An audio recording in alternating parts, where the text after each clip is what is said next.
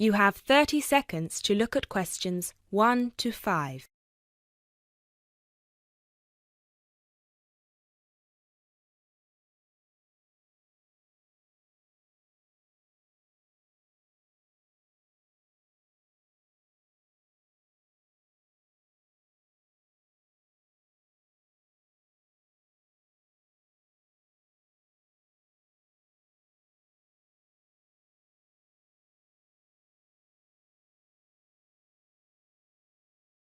Good afternoon. Watto Insurance. This is Janet speaking. How may I help you? Yes, hello. I would like to make a claim on my car insurance, please. Certainly, sir. First of all, I'd like to inform you that all of our calls are recorded for monitoring and training purposes. Is that okay? That's okay. Could you please tell me your full name? Sure, it's Mr. Bennett Fisher. Okay, sorry, how do you spell your surname? It's spelled Fischer. Great, thank you. I see that you have taken out a third-party fire and theft premium with us on a 2013 light blue Volkswagen Passat. Is that okay? Yes, well, almost. The colour is not light blue, it's light green. Okay, thank you for updating your information with us. What is the nature of your claim with us today? Last weekend, I had driven up to York on business and left my car in a monitored car park. However, it was only monitored until 8 p.m, and I did not return to collect it until 9:30 p.m, after which no car park staff were present. When I arrived at the car park, my car wasn't there. It must have been stolen. I see.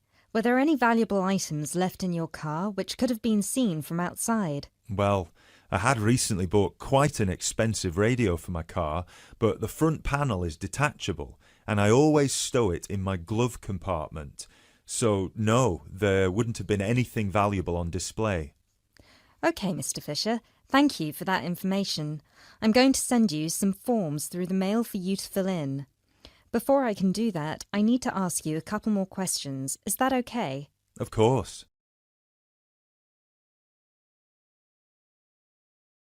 You now have 30 seconds to look at questions 6 to 10.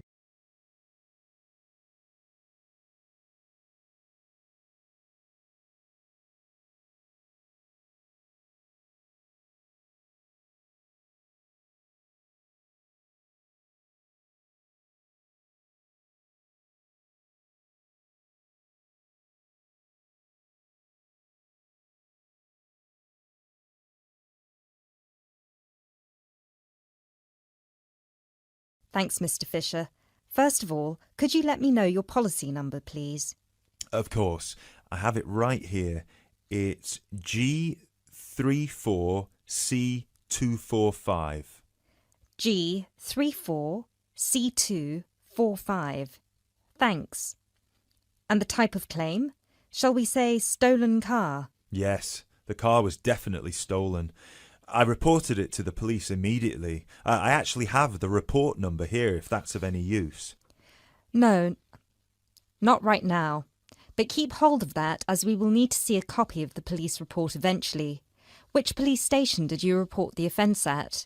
York Police Station. Was it your first time in York? No, but it was the first time I'd driven there. I usually take the train.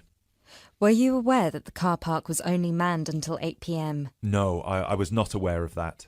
Were there any signs put up on the premises that informed car owners of the risks of leaving their cars after normal operating hours? Yes, but they said the car park was going to be guarded until 10 p.m, at which point the entrance is barred so no cars can come in or out. Was any reason given for that sudden change? The police informed me that the staff on duty that night had left on an urgent call. I believe it was something about a family member being admitted to hospital. Were there any personal items left in your car? Yes, first of all, there was the car radio I mentioned before. Ah, yes, of course. Anything else? Just some CDs and an old jacket. Right. Thank you, Mr. Fisher. I have everything I need for now and will send these forms out to you shortly. When you get them, please fill them out with as much information as you can, and where possible, include copies of any relevant documents to support your claim, such as police reports and registration details. Once you have returned that to us, we can then start to assess whether you will be eligible to receive compensation. Do you have any further questions for me today? No, that's all. Thanks for your help.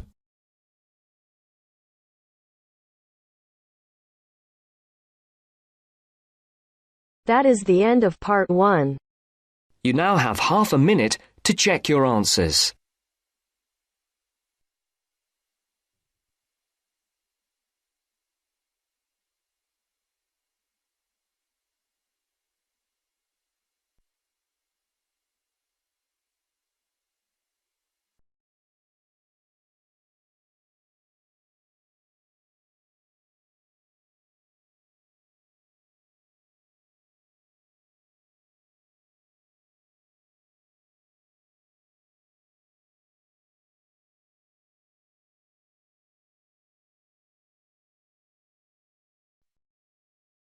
Now turns to part 2. Part 2.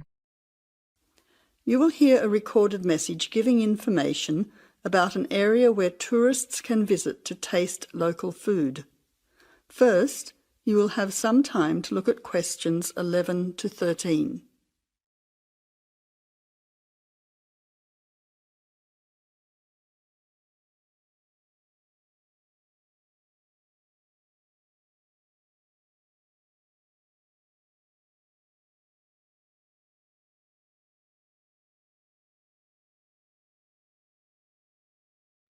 Now listen carefully to the first part of the message and answer questions 11 to 13. Welcome to the tourist information line for the Valley Food Trail. Here you will find many local food products for you to sample and buy. It is possible for you to spend as much or as little time as you want, but I suggest that you allow a full day for touring this area. Of course, there are many half-day tours available for those of you short on time. Now, it's quite a large area and stretches from Brookville to Ford Hill. For those of you unfamiliar with the area, that means that it is 10 kilometres to 35 kilometres from the city centre, or by car 15 minutes to the closest point, continuing to 55 minutes at its furthest point from the CBD. Of course, apart from food, there are many other places of interest in this area, including cafes and restaurants and galleries and studios. But I wouldn't recommend you go here to see parks and gardens. The other information lines will give you specific information related to these particular attractions. Before the final part of the message, you now have 20 seconds to look at questions 14 to 20.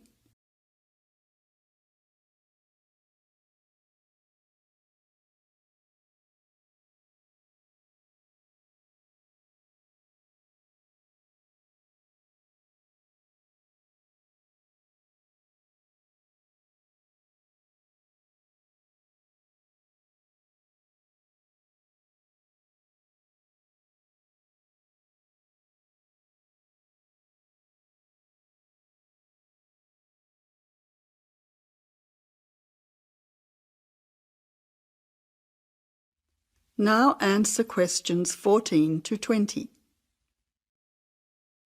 But let's go back to food. If we begin in Brookville and head north towards Upper Valley in a clockwise direction, passing West Valley on West Road, we cross over Coast Road to come to our first place of interest, Magic Coffee. This is not to be confused with the Coffee House, situated opposite on the other side of the valley on the railway line. Magic Coffee is next to the Chocolate Company, which is on the corner. Just past the ice cream shop on the corner of John Street is the Fresh Produce shop. A little further north, we have reached Ford Hill, where we can start our drive southwards along Great Northern Highway following the railway line. First, we come to the organic market near the corner of Memorial Avenue, and then to Olive Farm opposite Olive Road. Just before we come to the next street crossing, we see the Honey Pot, which is practically opposite the coffee house. There is another chocolate company which sells nougat as well, just nearby. Following the railway line along Great Northern Highway, we return back to Brookville. Now, as I have said previously, if you only have a few hours to spare, there are several places that you shouldn't miss. The two chocolate places make equally nice chocolate, but the factory has the added bonus of nougat, unlike the company. Of course, everyone loves ice cream, especially unusual flavours such as coffee and nougat, so the ice creamery is definitely worth a visit. And while the coffee house sells expertly made hot drinks, including hot chocolate, I think your time would be better spent sampling the many products on offer at the organic market. Well, I hope you enjoy your time visiting the Valley Food Trail and enjoy all the wonderful local foods on offer.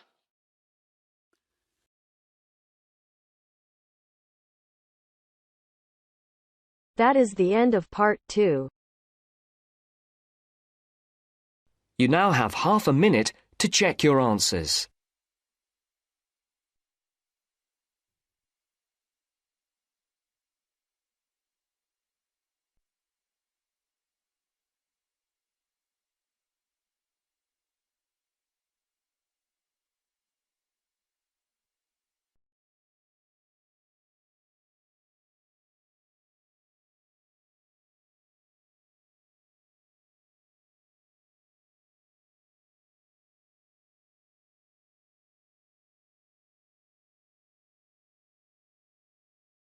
Now turns to part 3.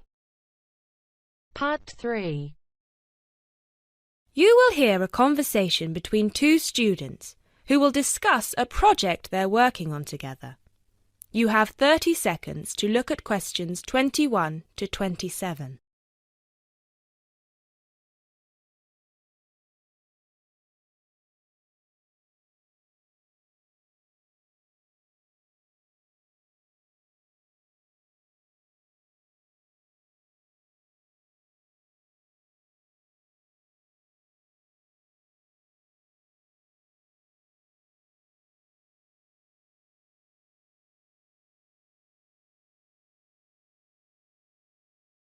Hey Jess, glad you could make it.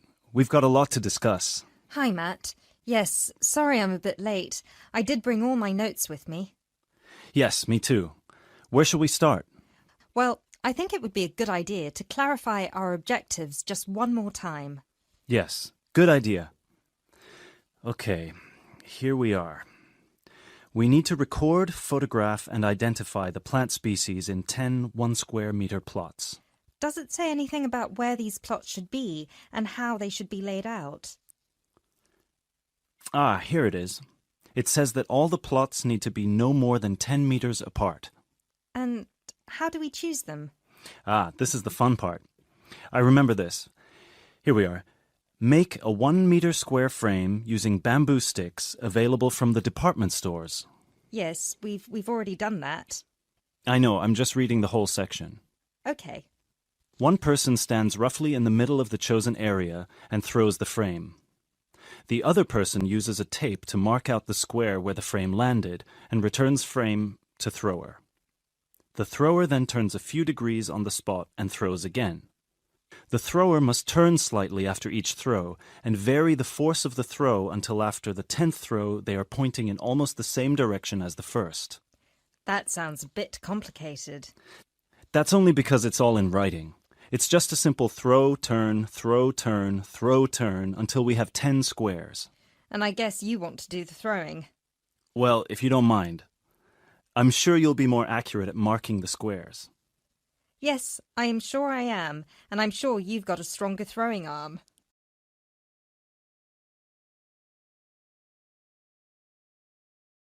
You now have 30 seconds to look at questions 28 to 30.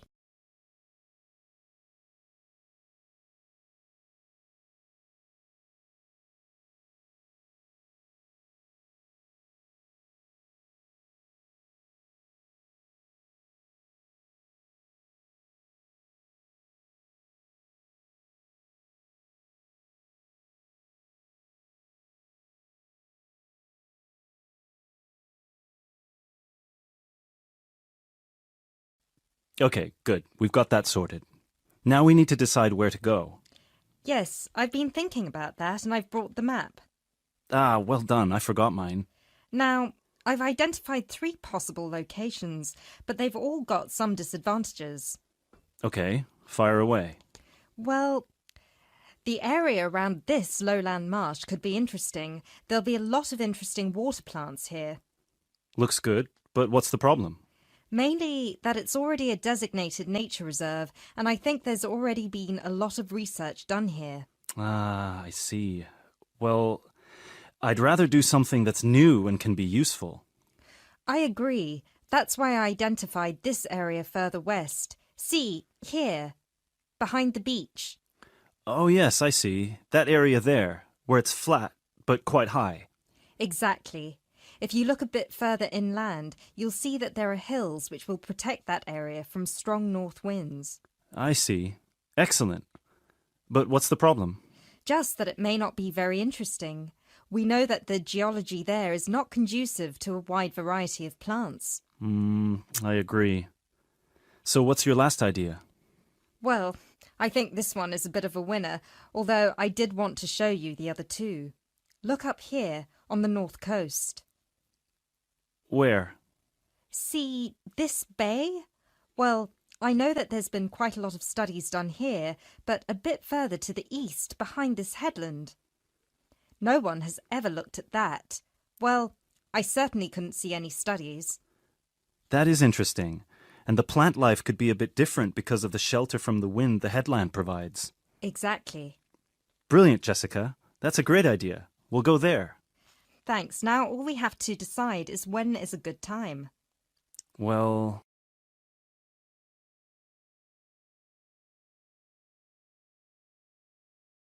That is the end of part 3. You now have half a minute to check your answers.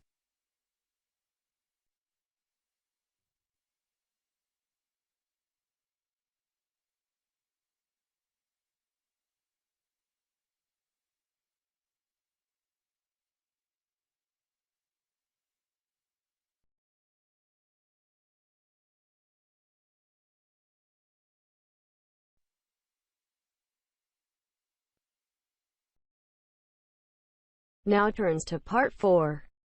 Part 4. You will hear part of a lecture on the current and future use of mobile phones.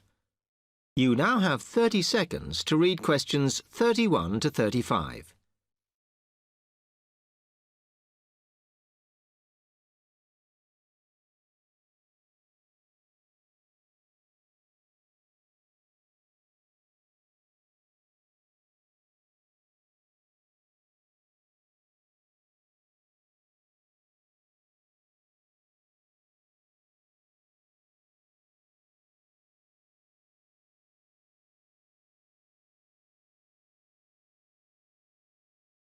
Okay, now today we're looking at changes in communication, and specifically changes that have just happened or are likely to happen in the next few years.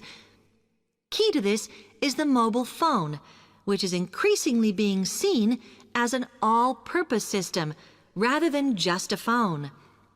If you only use your phone for texting and making calls now, you will be amazed at how you'll be using it in the future.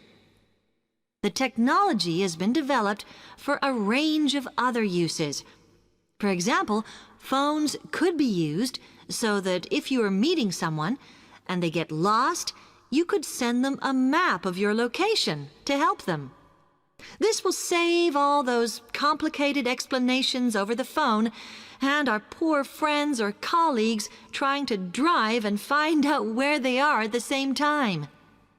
And if you get bored waiting, or if you're traveling, for example, you will soon be able to see TV news on your phone as it is actually being broadcast. This means that you won't have to miss any of your favorites if you were away for a few days. Most people have got used to texting now, and young people send pictures to each other. But what is exciting is the possibility of putting music with them before you send them. And it's not all frivolous.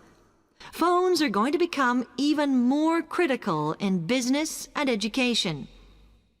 Some recent developments have a highly practical usage. So, for example, as lecturers, we will be able to send everybody a text to let them know if lectures have been cancelled.